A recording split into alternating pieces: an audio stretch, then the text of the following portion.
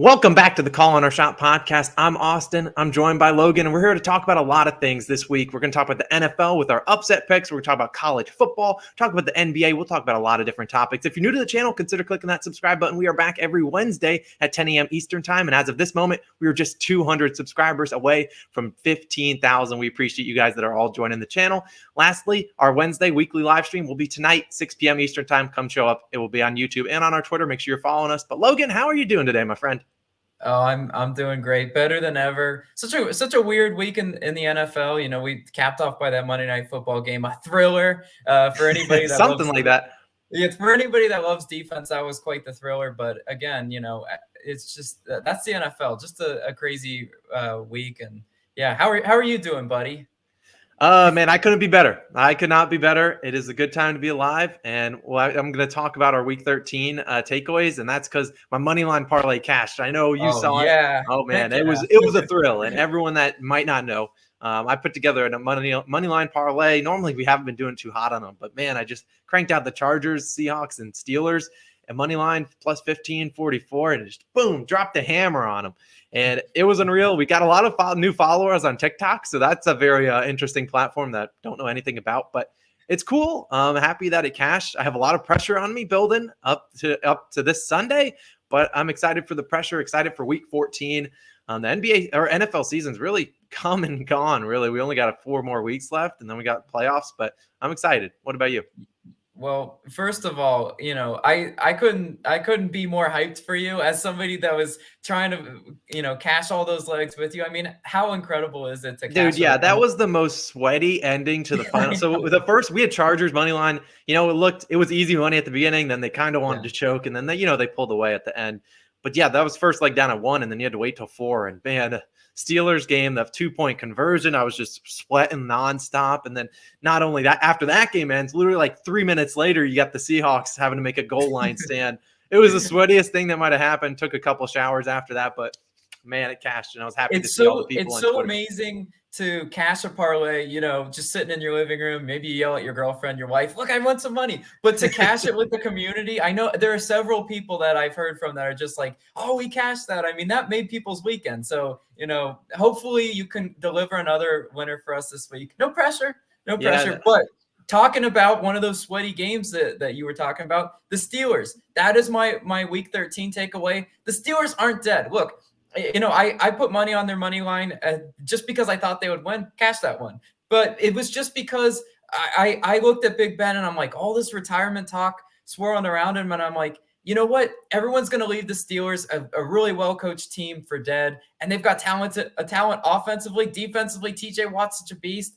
The Steelers aren't going away. And I really do think they can make a playoff push. How much noise they can make in the playoffs, that's to be seen. But I've been really impressed with what I saw from Pittsburgh last week.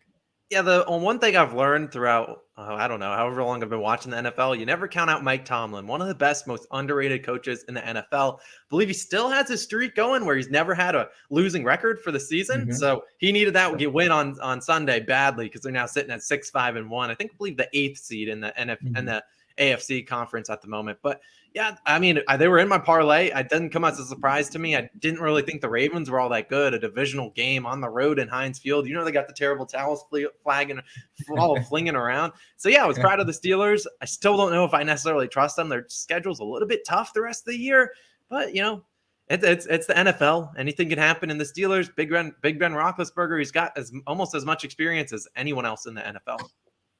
Exactly. Now, that's what you said, and you know, I'm curious to hear, besides your money line parlay, what was another storyline? Because I know you and I were texting about it last night. What's your other storyline for the people? Watching Monday Night Football, it was a mixture of emotions. You know, on one hand, I'm a Jets fan. I don't know if you can see the pennant in the background. Sad Jets fan. As I don't think I need to say sad. It should come with being a Jets fan. It's redundant. But naturally, you got to root against the Patriots, even though, you know, the Bills are in our division, but you got to root against them. And, you know, after what I've seen the past 6-7 weeks, I think Patriots are going to the Super Bowl. I think they are, and I think they got a chance. And now that might sound crazy. Now you're thinking Mac Jones, a rookie quarterback. I mean, Bill Belichick is arguably the best coach in the NFL, and he's been unreal. Their defense, and this is what I wanted to parallel to you. I see this team very similar to that Denver Broncos team that beat your Carolina Panthers in the Super Bowl. A team that offense absolutely was not good. Peyton Manning, he was not the Peyton Manning of what we've seen. And so you think, can Mac Jones do a very similar, kind of job to what Peyton Manning did? Absolutely. Peyton Manning was not that great that year. And then his defense just absolutely just put him on the back and just carried him to the Super Bowl title. Absolutely. I think you could see a similar thing with the Patriots. If you look at this AFC conference, who's really going to give them a lot of tough times? I mean, you think about the Chiefs out of nowhere have just kind of surged and they're moving on. But think about the other top teams in the conference, the Tennessee Titans. Yeah, not a lot of faith in them. Baltimore Ravens, they haven't looked good, all that good. And then you got the Buffalo Bills and you got the Chargers and like the Raiders and maybe even the Browns. They're a little bit lower. There's just no team in there that you could say, the Patriots are going to lose completely to that team. Maybe the Chiefs are the biggest competition, and maybe the Bills turn it around. I mean, they got a big showdown. We'll talk about that in a little bit on Sunday against the Tampa Bay Buccaneers. But Patriots, I think they're going to the Super Bowl. That comparison, I'm glad you. A last note. I did see a tweet today that the most likely probability scenario of Super Bowl teams is the Tampa Bay Buccaneers versus the New England Patriots, and what a game that would be. I can't even fathom how much ticket prices would be for that. Oh, I saw that too. It was whatever sort of power index they did. I saw that was the most common matchup. Yeah, interesting enough. I really do like your comparison though, because you know what, that 2015 Super Bowl, it meant a lot to me. Left me a sad boy for several weeks. And but when Carolina faced Denver, it was just, they ran into a buzzsaw, and the Patriots defense has that buzzsaw mentality, right? Really good corners, really solid up front. Matthew Judon, I mean, could that be their Von Miller of that Broncos team? I guess, absolutely. And what I'm really impressed with the Patriots and watching last night, they played big boy football. They told the Buffalo Bills, we're lining up and we're running the ball, and there's nothing you can do to stop us. It was extremely impressive in this day and age when the Bills got us still slinging all over the yard. The Patriots said, our front guys are better than yours, and we're going to push you off the ball every time. It was extremely dominant. Yeah, and sometimes that's all it takes. I mean, you think about the Tom Brady years. It was tough. They won so many Super Bowls and games in the playoffs because you had to go into Foxborough and beat them. And at the moment, they're the number one seed, assuming, they keep winning. I don't know their schedule necessarily. I don't remember who they get. They obviously on a bye this week, I believe, but I don't know who they have the rest of the year. But I mean, hey, going into Foxborough, a late December, January game, no one wants to be playing there. And then they got this offensive line that's been dominant. Damian Harris, Ramondre Stevenson, even Brandon Bolden getting into action. All but really Mac Jones has to do is, score a couple points, and then they're going to win. And they got Kendrick Bourne. Come on. Goat. Kendrick Bourne, extremely underrated. Let's just put it that way. Yeah, I saw a tweet from him that said he only cares about the win and not fantasy points, because obviously he put up a goose egg yesterday, as pretty much every single Patriot did. Although Kendrick Bourne, I think, did have one carry, and I don't know if he gained or lost yards on it. Yeah, I did see the carry. Oh, well. But I was proud of him. But big weekend. We got a big weekend to talk about in the NFL coming up. But let's do a little bit switch back, and we're going to talk about college football. And it was a question from East Coast Pesto Club, I think I pronounced his name, on Twitter, and he was just asking about our college football playoff predictions. So last week, we talked about Georgia, Alabama. Both of us said Alabama's probably got a good chance to win this. Everyone and their mother was like, no, Georgia's a wagon, hammer them. Mm-hmm. Yeah, well, we saw what happened. Nick Saban, underdog, yeah, sign me up. So we saw what happened, and that completely switched the whole playoff. Now we got Alabama all the way up to the 1 seed, taking on Cincinnati, and then Michigan versus Georgia. So I just want to go through these, give our immediate takeaways. We'll obviously revisit this later, probably in 3 weeks when the games are actually closer. I think they're on New Year's Eve. But what are your kind of takeaways from this weekend? And then what do you kind of expect for the college football playoff? Yeah, so first of all, let's start with Alabama. What I saw from Alabama was exactly what I thought they were going to do. In my spread video, I did pick Alabama spread because I just knew back against the wall, Nick Saban would have those boys playing so well. I knew Alabama would be a force to be reckoned with. I think that loss, though, for Georgia was really good. In college football, you can rarely ever afford a loss. Georgia was in the good position where they could afford a loss, and they still made the college football playoff. And I think that refocused them. They saw that they weren't the juggernaut that they thought they were with the number one. It was crazy. Their defensive stats were absolutely wild, averaging less than 7 points per game, allowing their opponents. Ridiculous. That was insane. It was really unheard of. So I think that loss kind of is going to refocus Georgia. I think it's going to give Alabama the confidence boost they need. And I think if you're just looking at it right now, Alabama, Georgia, they're on a collision course, aren't they? I don't see Michigan getting in the way with that. What do you think? Watching these two teams play, Georgia and Alabama, it's clear, there's no reason that Alabama shouldn't be favored by 14 points for Cincinnati, or Georgia shouldn't be favored by 8.5. But I got to root for the underdogs. I mean, I think a lot of people out there want to see either Michigan or Cincinnati pull it off. As a UCF fan, I'm going to be rooting hard for Cincinnati. I'll jinx Alabama if I have to, put money on their plus 120 to win it. I'll do it. I'll do it for them. But it's hard to see a team beating either of them. But Alabama, they had their big game, but they also, struggled the week before. And that's what a lot of people thought about. So really, it's college football. You never really know. Anything could happen on any given Saturday, this is. But still, I do think Michigan is being a little bit underrated here. And maybe that's a homer pick, as my sister goes to Michigan.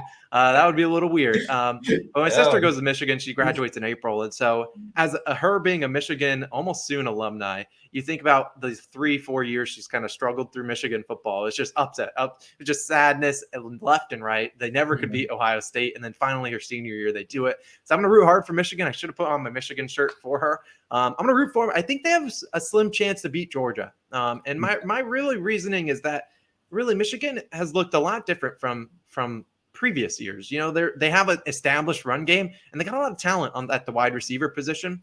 And I think that's something Georgia hardly faced all year long. They didn't see a lot of talent, and it showed. They got absolutely blitzed by Alabama because they couldn't guard their star wide receivers. So I think Michigan's got a chance. I'd love to see Cincinnati win, but knowing what Alabama and Nick Saban will get them ready to go, and I think they might lose pretty badly. Although I hope to be wrong. Yeah, here's my hot take. This is an extremely scorching hot take. I think Cincinnati stands a better chance to beat Alabama than Michigan does Georgia. And I'll tell you why. Because it's just the way it's when you're catching Alabama, right? Yes, they're riding high off a big win versus Georgia, but also they just lost Mechie. I mean, injury, and who knows what his prognosis is. But that's going to be big, right? You're going to need Jamison to step up. But as a 2-touchdown underdog, Cincinnati's like, it's us versus the Goliath in Alabama. They're just going to come out and play the best football that they physically know how to do. Alabama could just, sit them down, remind them what the SEC's like. But I think with Michigan, they're actually riding too high. I think they're flying a little bit too close to the sun. That could be sure. And you know what? I'll talk about it when I eventually do my picks video for this. But I think Jim Harbaugh having a celebratory Big Ten championship banquet and then them all watching the college football playoff, that just told me everything I need to know. Kirby Smart in Georgia was so focused. They're like, we're going to watch film. We're going to be in the weight room. We're getting our business. And Jim Harbaugh had them banners made. I don't know if you knew this, but when the players came in to the area with the banquet, there was Big Ten champion banners hanging up in the area. He had them made before the game. He was confident that they were going to beat Iowa. But it just goes to show, I think Jim Harbaugh and Michigan's going to be content with just making the college football playoff. I think Georgia's going to blow them out. That's my take on that. That's very interesting. I didn't see those banners. I might have adjusted my take because, yeah, you're right. You can't. It's a minor victory. Sure, you finally achieve greatness, but you got to be consistent and continue to do it. So we'll see. We'll talk about that game in a little bit in a couple weeks. And I would love to see Cincinnati win. I do think they have a chance. I mean, minus 14.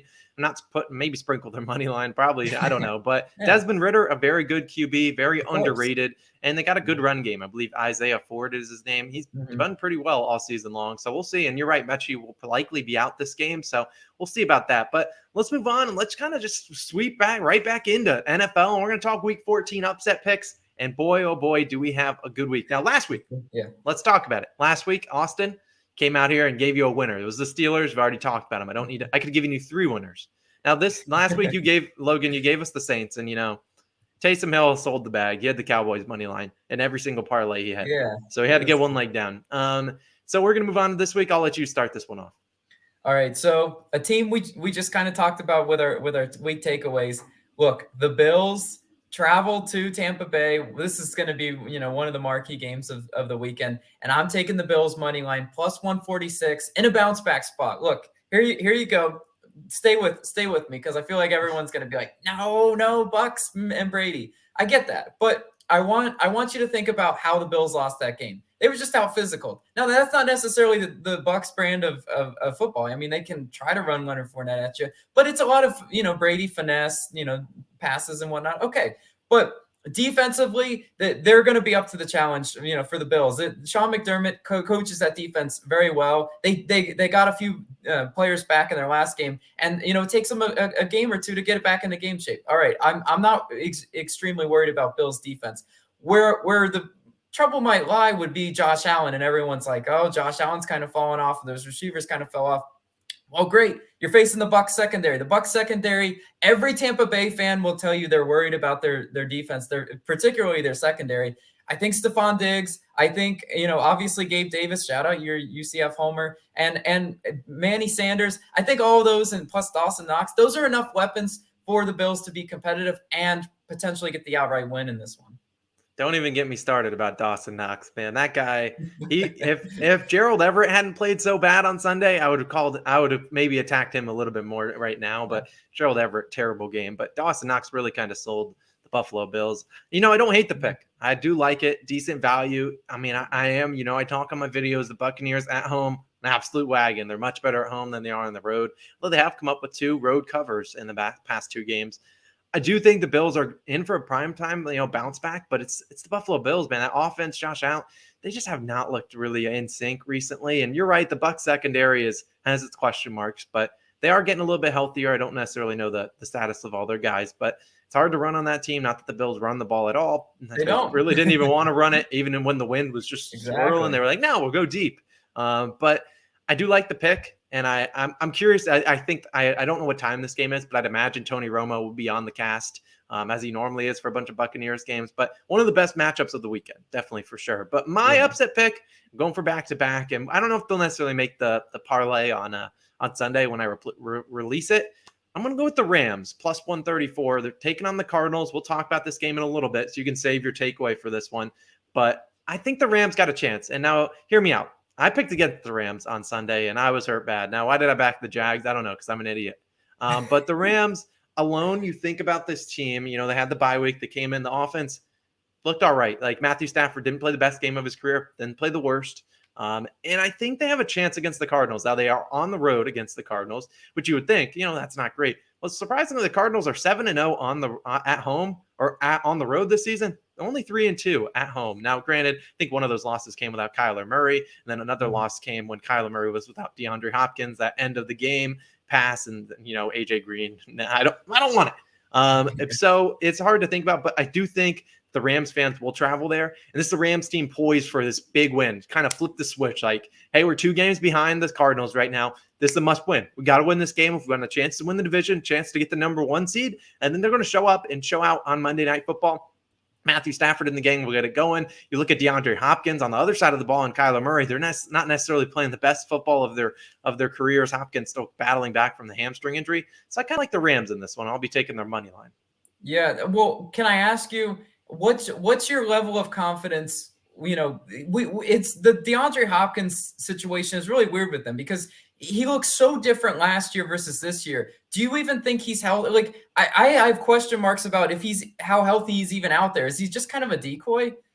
It's tough to say because, DeAndre Hopkins, one of the best talented receivers in the league. Like, there's hands down, there's definitely less than 5 receivers better than him. He's just that talented. But as someone that rosters him in fantasy football, I struggle. I'm struggling with this one. I'm in a must-win game in our league. I need to win this week. And I'm sitting here with DeAndre Hopkins or Mike Williams or even Elijah Moore. It's tough to – it sounds crazy. If you were telling me, Austin, week 14 of the season, you got to start one of these guys. You got to start Elijah Moore or DeAndre Hopkins. Who are you doing? You'd think I was crazy in week 1. But now it's kind of a question. Now, obviously, maybe the people out there will be like, why are you even considering that? Elijah Moore's a New York Jet. I understand that. But still, DeAndre Hopkins has not looked good, and he's really not getting the targets that he saw all of last year. Last year he was a target. He dominated his target share. I don't know what it is this year, but he's not seeing the field all that much, and he's not getting a lot of targets from Kyler Murray. It's more of check downs or throwing it to pitches to Rondale Moore or to Zach Ertz or all these guys.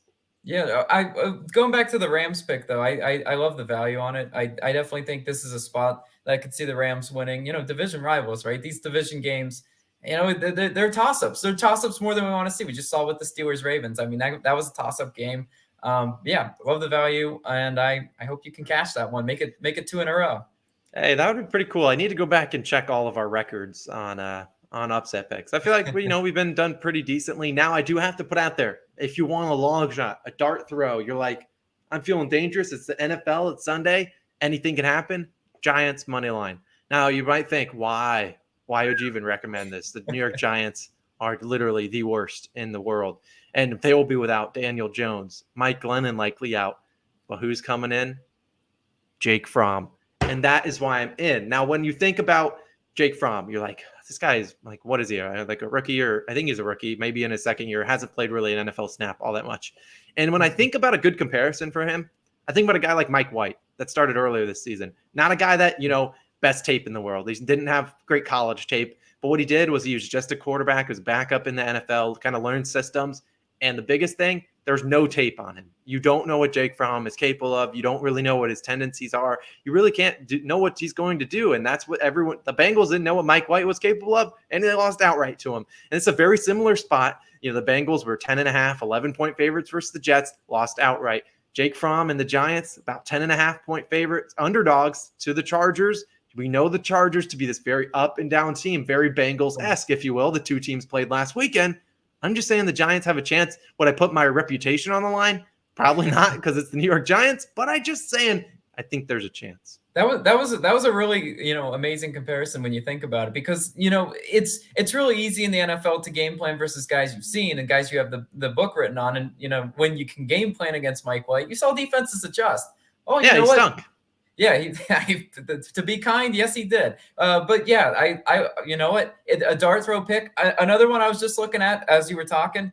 Could the Jags go into Tennessee and maybe beat the Titans? I'm just saying, we're talking divisional games. Now, would I stake my reputation on that one? Absolutely not. But I'm looking at that pick and I'm saying, I think it's in that category that I'm not putting Titans in parlays. That's what I'm not doing. Just like you might not put Chargers in parlays just because you might see the upset potentially coming. So exactly. That's that. I honestly, when we do the pre-show, I go through all the upsets and I look at all the matchups.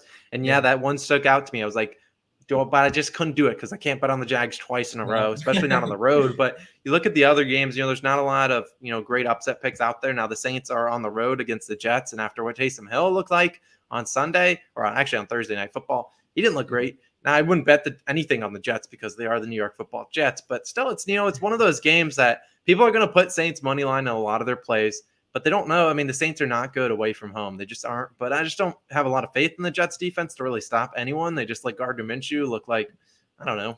I don't know what he looked like. I mean, I saw him after the game dapping up his dad. Heard some lady screaming in the background, which was really weird, but we won't talk about that. But there's a lot of different other matchups out there. I mean, we can talk about a couple of them. Let's move on to the Thursday Night Football, then we'll talk about more of the matchups. Now, Thursday Night Football, we got Steelers versus Vikings, and I'm going to let you kick it away because the Vikings 3-point favorites, and I'll let you take it away since you already hyped up the Steelers. Let's see what you got for them this week.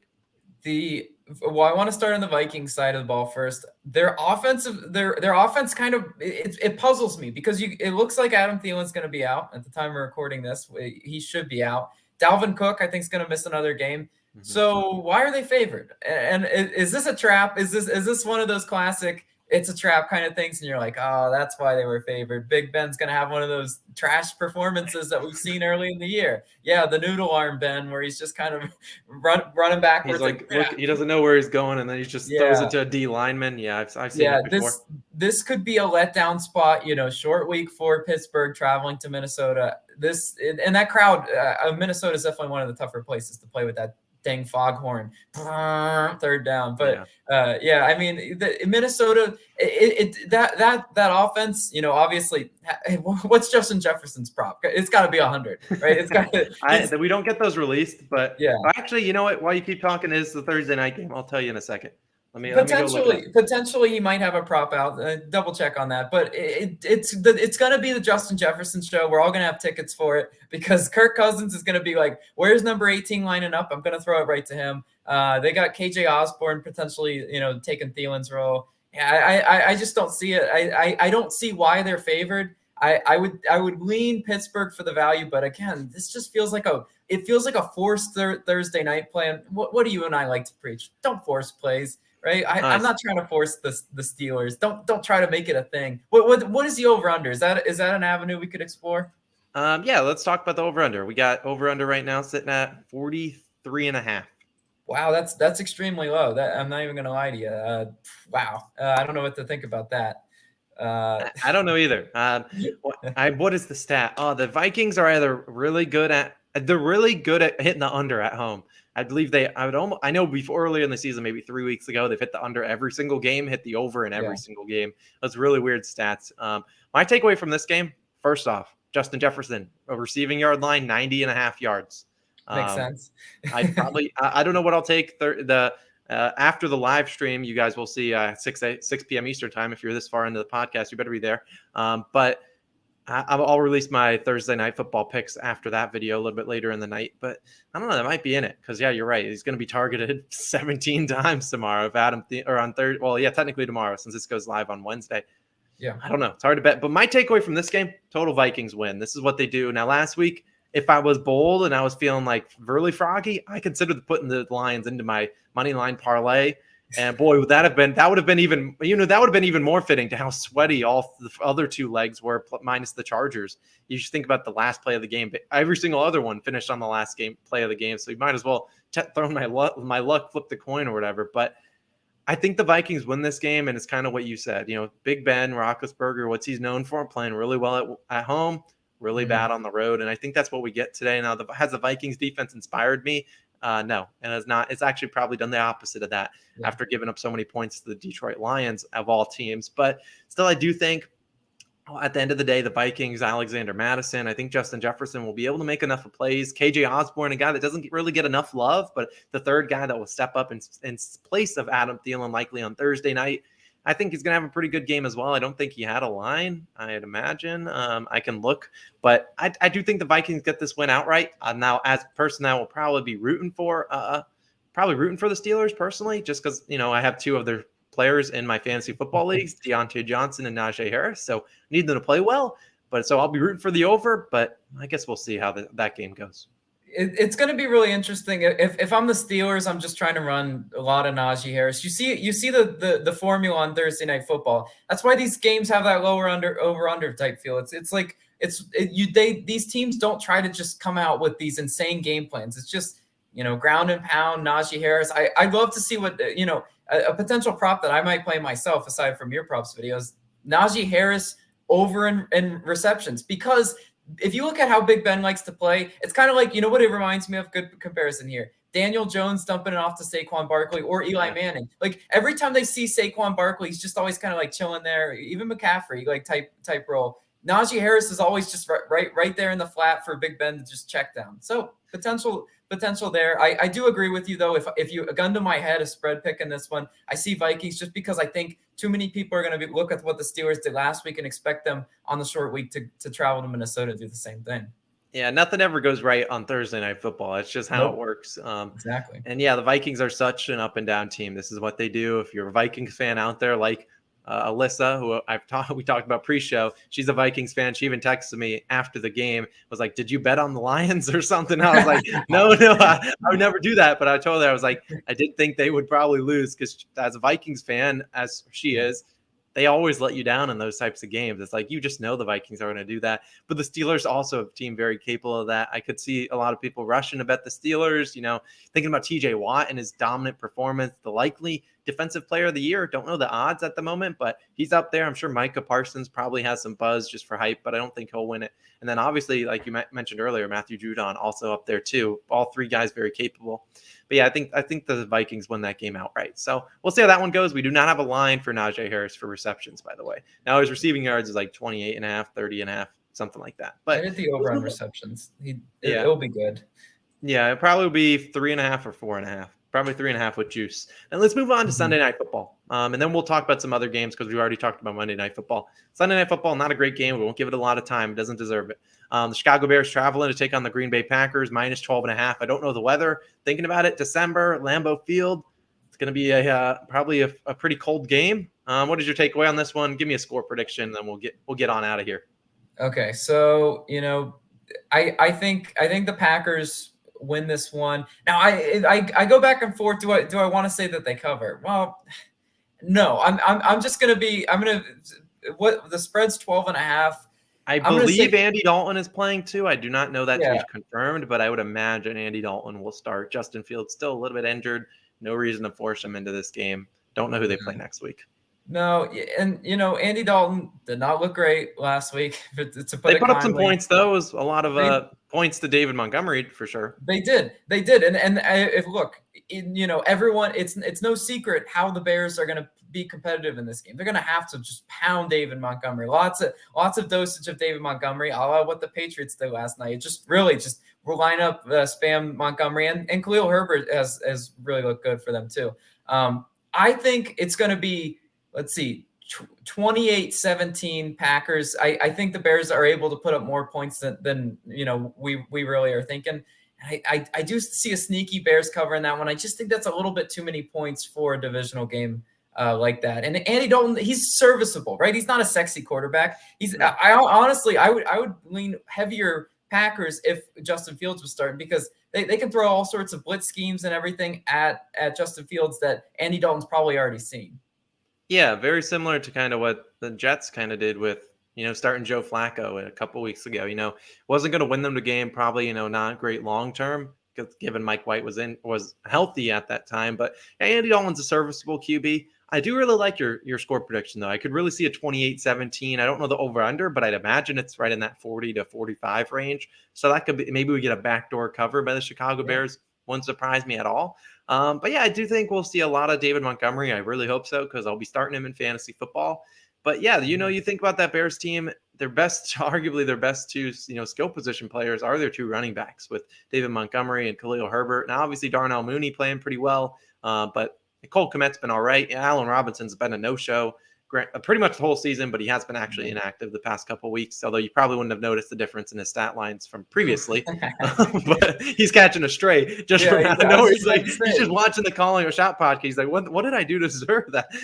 But every morning on your NBA stuff, random players are catching strays. I find myself laughing, saying, "What did Tim Hardaway Jr. What did these players that just don't get any clout? Here they are catching strays." Allen Robinson, you did not deserve. You did not. Yeah, Allen didn't. It's not his fault. Honestly, it's not. He's exactly. I'm hoping that he gets out of Chicago over the offseason, goes to finally a place that maybe has a decent quarterback. Detroit. That'll be interesting. No, I said decent. Although Detroit might draft a quarterback coming up in this draft. At least I wouldn't be surprised if they did. Yeah. But yeah, you're right. I would lean. Obviously, I'm not going to pet the Bears money line. I would take the Packers, but I do think that this is going to be a closer game than people might anticipate. It's a Sunday Night Football. I don't think it's getting flexed out. If it does get flexed out, I mean, maybe the Bills Buccaneers gets flexed there, but I don't know. We'll have to see. But I'll ride with the Packers in this one. I do really like your score prediction. So I'll ride with you 28-17. I think the Bears backdoor that one, because I already know here's what's going to happen. Now, very similar. I've talked about, last year when I was doing NBA spreads, Rockets, worst team against the spread in the NFL or in the NBA last year. They were cover machines towards the end of the year. Packers, absolutely insane. They're overall so far in terms of covering for the NFL so far. I'll pull up their official stats, but they are, I think, one of the best teams in terms of covering against the spread. They are 9-3, second best in the no. They are 10-2 against the spread. Number one in the NFL. They're due to get backdoored. And Vegas, they're going to put in the fix. They'll say, "Hey, refs, you got to call a couple PIs and just muscle the ball into the end zone for the Bears if you have to." So I wouldn't be surprised over the next 4 weeks if the Packers cover maybe one of the last 4 games over the season. Wouldn't surprise me at all. Everyone's going to keep taking them because they're 10-2 against the spread. But Vegas always is up to shenanigans. Are you suggesting that the NFL's rigged? Because if no, you are, we did. Well, you go. No, because I was just saying, maybe if this is a topic you'd like to explore, you should check out last week's podcast where we actually did touch on this. But no, yeah, come on, can I see some Darnell Mooney drawing a PI or two? Yeah, absolutely. With a spread this big, kind of like in college football, my rule when I'm betting college football, I tend to stay away from these big spreads because these are the ones that get me in trouble. Like I'm feeling really good about a team that's played really well, like the Packers. And then they that's just too many points for them to cover. They don't play a perfect game because honestly, to cover 13, you have to play pretty much mistake-free football. I mean, that's assuming the Bears don't come out there and just absolutely wet the bed. But yeah, the 12.5 is a lot of points, and I gotta take Bears in that situation. I don't love it though. I'm not. Yeah, you can't love it. You can't. You just can't. It's very similar to my analysis betting the Jags, which was an L. No. No, we don't need to talk about that. Yucky. But that's one of those games that don't put it in your money line parlay, in my opinion. One, you don't want to be sweating it off, waiting for a Sunday night game to cash your parlay. And then two, it's like the money line on it at the moment is minus 700. So like adding it to a parlay is not going to do a lot for you, and it's just not worth the extra sweat. That's why I made that 3-leg underdog money line parlay. I was like, hey, plus money for all these guys, only 3 legs, plus 1,500 odds. Sign me up. Now, let's talk about some other NFL games. A couple that, stick out to me as these games that are big for playoff positioning. And the first one, 49ers versus Bengals. 49ers traveling, taking on the Bengals. The Bengals, this is a pick 'em virtually. Minus 112 Bengals on the money line, minus 104 for the 49ers at this moment. What's your kind of takeaway on this one? Because this really could shape up each of these teams' playoff position. Yeah, I'm really interested to see how the Bengals come out and kind of throw that Chargers loss off them. That was really the Chargers Bengals game was just such a weird game because those two teams, you never know what you're getting in week out, right? Name a more Jekyll and Hyde type teams than the Bengals and Chargers. It's hard to do so. But in terms of the Bengals, I think obviously that offense runs through Joe Mixon. Joe Mixon did not have an amazing game, and that's they found themselves trailing really quick with some turnovers and everything. But I think the Bengals go ahead and get this one done on the back of Joe Burrow, Jamar Chase. To me, they just have too many weapons in a 49ers secondary that, again, I've kind of said throughout the season, I'm not completely sold. We saw the inept Seahawks offense get it going against that same San Fran team, and how bad that Seahawks offense looked most of the year, and then they put up 30 points against the Niners. I mean, at Seattle. Say what you want. I think the Bengals offense shouldn't have any trouble in this one. Yeah, I'm going to kind of side with you. So probably 49ers outright hammer it. But I do think the Bengals bounce back in this one. They've been a pretty decent home team. Now, granted, they lost last week, but that one's they were set up for failure, in my opinion. You had Brandon Staley. I don't remember his exact connections with Zach Taylor. I think they worked together in the past, so he knew kind of what their defensive scheme would be, because I believe Zach Taylor was a defensive coordinator. I don't remember exactly. That's the head coach for the Bengals. They were kind of set up for failure. I thought the Chargers would come in and win that game. You're right. There's two completely, like, one game they're winning, then one game they're losing by a big majority. But I do like the Bengals in this one. And it will something to monitor if you're watching this later on, closer to tip-off or kickoff. It's the injuries, because the 49ers really missed Deebo Samuel last week. I mean, sure, George Kittle got it going, but you can't rely on George Kittle to move that offense. They use Deebo Samuel so many different ways, not only catching, but running the ball. Big part of that offense. So missing him really showed, and that offense kind of struggled to move the ball. Still moved it against the very mediocre Seattle Seahawks defense. But still, it's the Bengals. I think the defense will show up, and they're at home. Plus, they know their playoff hopes are on the line. Arguably, really, this is the start of their playoff push because they need this win badly. Granted, I think they're about 500. So I kind of like the Bengals in this one. No, I agree with you. I just okay. When you and I agree, the other team should be licking their lips, because it should be Niners all day long. You and I aren't allowed to cash bets together. That's just simply, these are the rules of gambling and the rules of it. I'm just looking through the slate. I'm trying to find. I want to find games that I think just should be parlay, because this whole podcast we've kind of talked about things that you wouldn't put in a parlay. Are there any legs that were like that would be in most of my parlays? I'm scrolling through right now. Falcons is very tempting, but Truthfully, no. I can answer your question, no. And that's why I'm struggling for Sunday to come up with my money line legs, because I look through them. I'm like, Raiders, Chiefs. I could consider the Chiefs a pretty good pick. Raiders on the road. Really like what the Chiefs defense has showed recently. Offense is still kind of, but still their defense has really played well. Raiders aren't a team that really gives you a lot of confidence betting in them. So probably, but then again, when I do the money line parlay, what have we done in the past that has failed?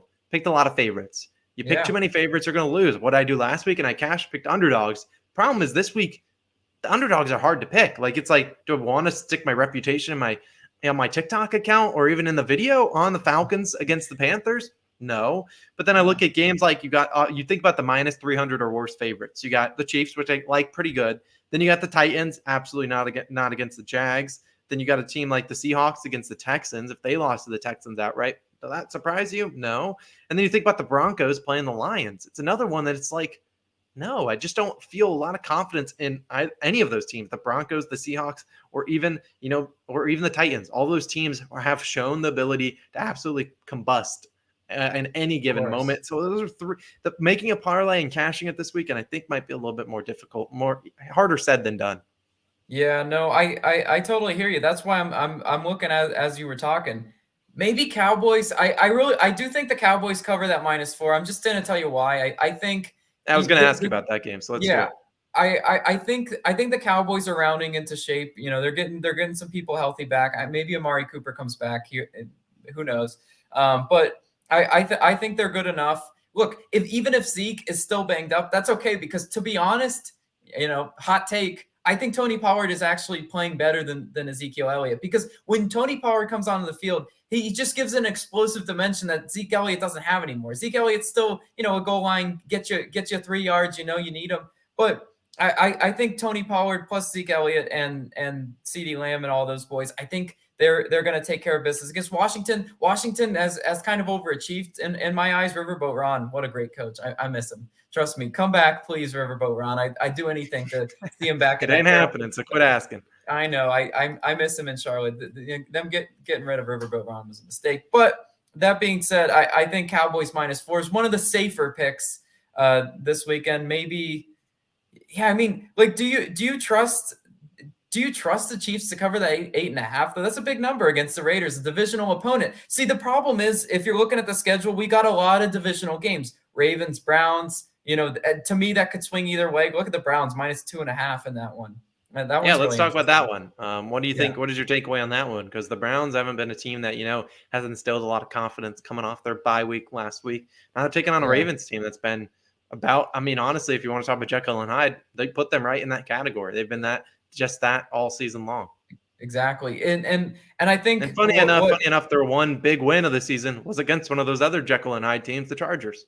Yeah, exactly. Well, when you look at why Harbaugh went for 2 in that one in his press conference, he said it's like we have no defensive backs anymore. I mean, Marlon Humphrey, torn pec. I think he's out for the year. So they just lost another one of their key defensive backs.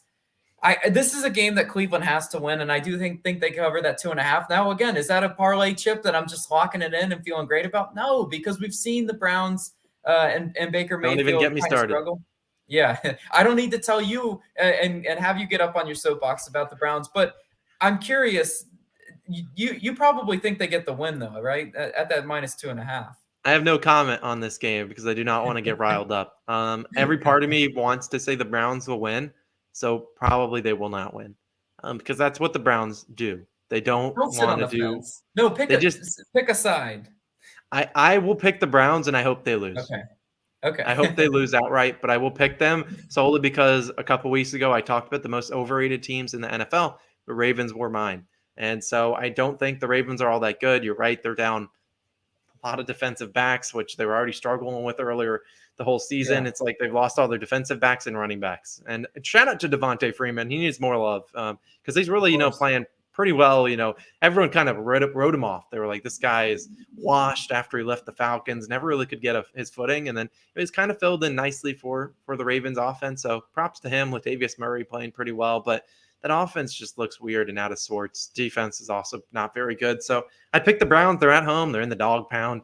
It's virtual pick 'em, obviously 2.5-point favorites. So I'd lean the Browns. I mean, you're right. The season's on the line here. You got an 8-4. You got an 8-4 Ravens team. You can't lose that. You can't let them go to 9-4. Then you got no chance at the division. But if you win this game, you got a chance. You're one game behind from the Ravens. Anything's possible with a couple weeks left.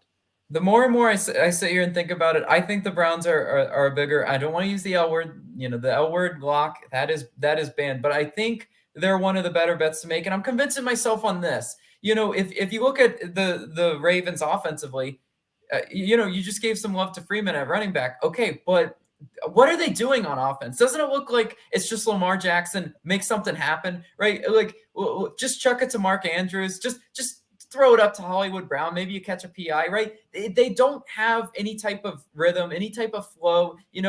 At least with the Browns, you're going to get a heavy, dose of Nick Chubb, and they have an identity, right? Baker Mayfield, just don't go out there and make catastrophic mistakes. And I think don't screw it up. Don't screw it up, Baker. And I think the Browns stand a really good chance of covering that 2.5 at home. Like you said, it's a do or die matchup for them. Divisional opponent. I would lead in Browns pretty heavily in this one, actually. Yeah, honestly, when I think about this game, I'm kind of leaning the under again. When I think about, games in Cleveland, you got wind going crazy normally. That stadium's always got high winds. Probably in the under. I cashed the under last week for Browns or Ravens versus Steelers. Could see another under in a big divisional game. Both teams that like to run the ball if they can. And you think about the Browns, they are coming off their bye, which is why I'm going to lean towards them. I think they do win this game. You got Nick Chubb, finally Kareem Hunt's active, ready to go, I believe. And the offensive line should be ready to go, especially with Myles Garrett on the defense too. I think they'll bounce back. Now, yeah, you're right. It's come down to the Baker Mayfield and really Lamar Jackson, kind of very similar season so far. Granted, Lamar Jackson had a better season overall, but still very guys that have had highs, had pretty good games, and then lows with like 4 interceptions in a game. So it's going to be an interesting one. One that I'll be watching at 1 p.m. on Sunday, but not necessarily a game I want to throw into my parlay because, if the Browns come out here and lose by 17, are you surprised? No, because that's what we've seen right up and down. They're the Cleveland Browns, so it's like you don't really know what to do with them. But yeah, you talked a little bit earlier about Cowboys versus Washington football team, so I'll kind of give my take on that game. Yeah, it's a tough one to predict because Riverboat Round really got them going. Washington football team is really playing well, but you're right, they've kind of overachieved. I think they've won four straight games. I don't think they're as good as their record says, but this is the NFC East we're talking about. And surprisingly, we got like 3 teams at like almost at 500, which normally we don't even have any teams at almost 500. Props to them. They're showing out. The Giants are still, it's like that meme of the dragons. And then there's one dragon that's like, that's the Giants right now. But yeah, it's like, I like what Washington football team's doing, but they're very, very reliant on Antonio Gibson getting it going. The Cowboys, they gave up 100-something yards to Taysom Hill on the ground, but that's Taysom Hill. I mean, you don't have that in the Washington football team. I would lean the Cowboys. The Cowboys have really just been kind of like grueling through the last couple games, just like they're grinding them out, trying their best. And you're right, Ezekiel Elliott. If you have him in fantasy football, enjoy watching the playoffs probably on your couch because you're probably not in your fantasy football playoffs going in. My hand is raised. No, I mean, what's worse than Ezekiel Elliott as well? Christian McCaffrey. My hand is also raised there. Tough luck on my side, but yeah, Zeke. There's just something. He's always like kind of limping off on the field. I'm sure you kind of noticed that. It's like he just doesn't look like the Ezekiel Elliott. He doesn't have the explosiveness that when Tony Pollard comes on the field, you're like, whoa, that guy's fast. I mean, you usually you don't associate. I got a comparison for you that I just thought about. This looks very take yourself a couple, close your eyes, take yourself a couple years back. David Johnson and Chase Edmonds. Oh, okay. Yeah, pretty good comparison. Yeah. Very similar players. You got David Johnson. There was no bigger fan than Dave. Well, maybe there's probably a bigger fan. Maybe his wife, Megan, I believe is her name, and his kids. But there's no bigger fan than David Johnson. I love David Johnson. He carried me to several fantasy football championships, but it was more above that. I just loved who he was off the field. And then he, suffered a bunch of injuries. And then he just came back and just wasn't the same player. Granted, that offensive line in Arizona was terrible. It wasn't necessarily all his fault, but you had him and he just would average like 2 yards a carry. And then you'd see Chase Edmonds, Tony Pollard in this example, come in and just, show a burst of speed, go for like 40 yards. You're like, why couldn't David Johnson do that? And so I think it's a reasonable comparison. What do you think? Yeah, no, it is a really good comparison. I think, we're sleeping on the Cowboys offensive line a little bit like that. The difference between this scenario is the Cardinals for a long period of time. And, still even sometimes they kind of have their quarterback and their running back running for their life. Right. We've seen Kyler Murray have to do the meet, just run around in the pocket because his offensive line didn't give him any protection. It's been better this year, but in years past, David Johnson didn't have a lot to work with. Ezekiel Elliott and Tony Pollard with that Cowboys offense, they're, that's how they built that team, right? They invested a lot of money, a lot of draft capital in that offensive line. And like I said, I see more paths that the Cowboys can win this weekend. If they want to run the ball, sure, they can have a pretty decent attack like that. Or you know what, Dalton Schultz, CeeDee Lamb, that's a really good passing attack too. I don't think Washington is necessarily equipped to handle this one. You know, they might be an attractive home underdog to some people, but to me, it's just this is a Cowboys more of a get right game. Yeah, that's very right. You think about the teams Washington has beaten recently. I mean, they beat the Raiders, had to come back in that game. Raiders down Darren Waller, arguably their best offensive weapon. Then the game before that, you know, they beat the Seahawks, which they tried to lose that game as best as they could. The Seattle Seahawks, they were like Gerald Everett on Sunday, like, please take the game. And then they're like, no, I don't want it. And that was what Gerald Everett was doing. But the Seahawks just looked terrible on Monday Night Football. Now, the week before that, beat your Carolina Panthers. I mean, that wasn't, you know, you don't instill a lot of confidence with Cam Newton. Really, arguably their best win was against the Buccaneers, which really didn't have Gronk in that game. And you can see there's such a better team with Gronkowski out there. Sure. So I think they could be due a big loss here, and yeah, you're right. The Cowboys, they have the offense to really, you know, destroy games, to just open them wide open. CeeDee Lamb's playing really well. And Amari Cooper should be, I mean, he was back on Thursday night, but didn't really play a lot of snaps. Basically had his 140-yard catch, and that was about it. They're different. They're definitely a different offense with Amari Cooper for sure. Like it's kind of like that what you just mentioned with Gronkowski. The Bucs look a lot different with Gronk. I think the Cowboys look a lot because you know what? I'm not trying to slight anybody, but the receivers that they replaced or tried replacing Amari Cooper with, they drop a lot of passes. Dak Brown, yeah. Yeah, exactly. You know exactly what we're talking about. Those receivers just are not at Amari Cooper's level. And you know what? I just think this is a get right game, divisional game, but I can see it going pretty heavily Cowboys. Yeah, I mean, you think about the Cowboys, then the rest of their, I mean, these teams will actually play again in a couple of weeks. They'll play, They get the Cowboys get the Washington football team, then the Giants, and then Washington again, finishing it off with the Cardinals and the Eagles. So the Cowboys really falter here. They could actually lose this division despite being up 2 games at the moment against all the other teams. But yeah, I'd ride with the Cowboys in that one. I think they do win that game pretty handily. And you're right. And I think make this point on, I mean, luckily I've done like Cowboys. I've kind of featured the Cowboys in the past couple videos because we had Thursday Night Football, a separate video. Week before that was I just picked CeeDee Lamb's prop. I think a big difference for this team, what makes them so much better, is when they have Michael Gallup out there. And he gets really underrated. I think he's arguably probably, I mean, there's not many better third receivers on a team. Now, I said that in a previous video, and someone came into my comments and said, what about Antonio Brown? And I was like, well, now I won't talk about Antonio Brown. That's not why we're here. But you think about Michael Gallup, he's gonna get paid this offseason if he can continue to play well. An interesting like DFS kind of guy. He won't cost you a lot. It's a guy that's very dominant. And what I say is he's the thing he brings to this team is that he lets CeeDee Lamb slide into the slot position, which is where he's so dominant. He can just run his middle routes across the field. They get the ball to him in space, and he makes people miss. You saw Malcolm Jenkins like wobbling on that pass earlier on in the game on Thursday Night Football. Like CeeDee Lamb's great in space. That's what he was known for at Oklahoma, and he's brought that into the NFL. And what Michael Gallup brings to the table is you can put Amari Cooper and Michael Gallup on the outside. You see CeeDee Lamb just kind of carving up those guys in the middle. So, and that's why maybe I'll take CeeDee Lamb's prop. I imagine it's pretty high this week, especially after his dominant performance on Thursday Night Football last week. But yeah, you're right. CeeDee Lamb, Michael Gallup, Amari Cooper, and even Tony Pollard and Zeke Elliott and Dalton Schultz, they get a lot of weapons there for Dak Prescott's kind of ability to use. Yeah, it's a pretty tall task to me. Just kind of last point, you know, for Taylor Heineke to go kind of like if the Cowboys offense, you know, just has what, like you said, the classic type game with all those weapons hitting. Do we see Taylor Heineke as the come from behind kid, you know, led with, you know, Antonio Gibson? I just don't see it. I think they might just flat out get outscored in this one. So I don't have a lot of faith in him, truthfully. I really don't. Now, I do like Taylor Heineke. Super cool story. I know he signed a contract in the offseason, so props to him for getting paid, but deserves to probably get paid a lot more. I love Taylor Heineke just as much as you because he was an ex-Carolina Panther. He's he's the classic Riverboat Ron quarterback. I mean, it's a match made in heaven. It really is a great story. He's from Old Dominion is where he went to college. I don't think he got any offers, and he just took Old Dominion because they wanted him. And I'm like, in Riverboat Ron, he wanted him because he of that Carolina connection. Yeah, he's a great story, and I love seeing him out there. Just I don't know.